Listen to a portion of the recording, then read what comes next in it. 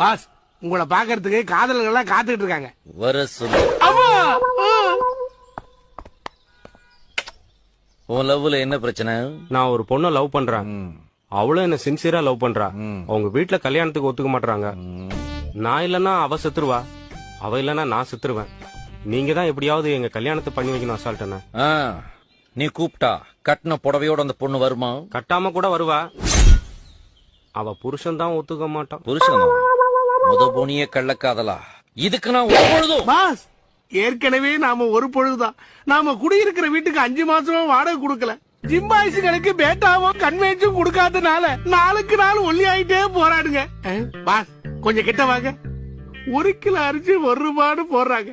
அத கூட நம்மளால வாங்க முடியல. இவனையும் அனுப்பிச்சிட்டீங்கன்னா நாம கொலை பண்ணி ஓப்பனிங் சீன்லயே அவமானமா?